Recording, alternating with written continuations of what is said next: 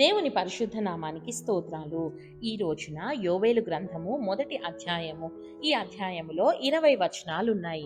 మొదటి వచనం, పెతూయేలు కుమారుడైన యోవేలునకు ప్రత్యక్షమైన యెహోవా వాక్కు.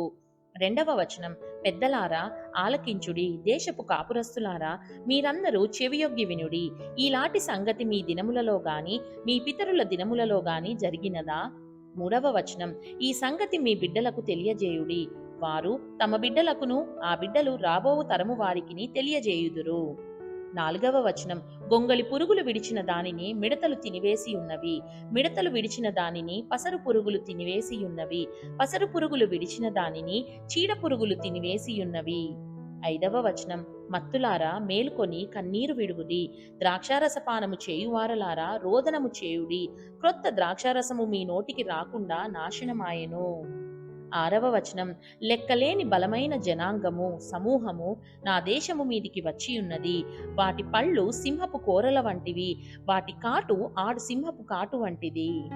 ఏడవ వచనం, అవి నా ద్రాక్ష చెట్లను పాడు చేసి ఉన్నవి, నా అంజూరపు చెట్లను తుత్తునీయులుగా కొరికియున్నవి, బెరడు ఒలిచి వాటిని పారవేయగా చెట్ల కొమ్మలు తెలుపాయెను. ఎనిమిదవ వచనం, పెనిమిటిపోయిన యవ్వనురాలు గోనెపట్ల కట్టుకొని అంగలార్చునట్లు నీవు అంగలార్చుము. తొమ్మిదవ వచనం, నైవేద్యమును పానార్పణమును యెహోవా మందిరంలోనికి రాకుండా నిలిచిపోయెను, యెహోవాకు పరిచర్య చేయు యాజకులు అంగలార్చుచున్నారు.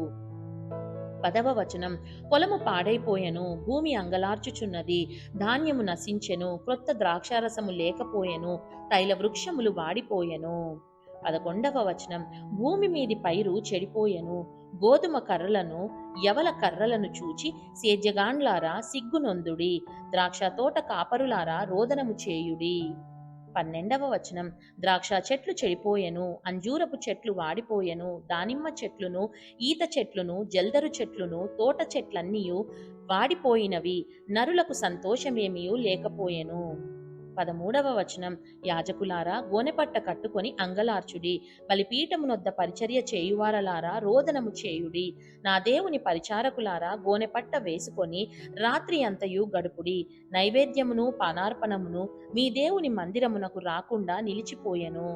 14వ వచనం, ఉపవాస దినము ప్రతిష్ఠించుడి, వ్రత దినము ఏర్పరచుడి, యెహోవాను బతిమాలుకొనుటకై పెద్దలను దేశములోని జనులందరినీ మీ దేవుడైన యెహోవా మందిరంలో సమకూర్చుడి.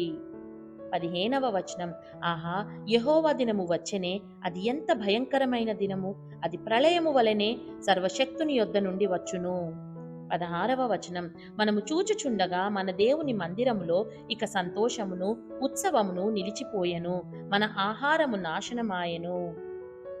17వ వచనం, విత్తనము మంటి పెడ్డల క్రింద కుళ్ళిపోవుచున్నది, పైరు మాడిపోయినందున ధాన్యపు కొట్లు వట్టివాయెను, కళ్ళపు కొట్లు నేలపడియున్నవి. 18వ వచనం, మేతలేక పశువులు బహుగా మూల్గుచున్నవి, ఎడ్లు మందలుగా కూడి ఆకలికి అల్లాడుచున్నవి, గొర్రె మందలు చెడిపోవుచున్నవి. 19వ వచనం, అగ్నిచేత అరణ్యంలోని మేతస్థలములు కాలిపోయినవి, మంట తోట చెట్లన్నిటినీ కాల్చివేసెను, యెహోవా నీకే నేను మొర్రపెట్టుచున్నాను. 20వ వచనం, నదులు ఎండిపోవుటయు అగ్నిచేత మేత స్థలములు కాలిపోవుటయు చూచి పశువులను నీకు మొర్రపెట్టుచున్నవి. దేవుడు చదవబడిన పరిశుద్ధ వాక్యాన్ని మనందరి వినికిడిలో దీవించి మనల్ని ఆశీర్వదించునుగాక. ఆమేన్.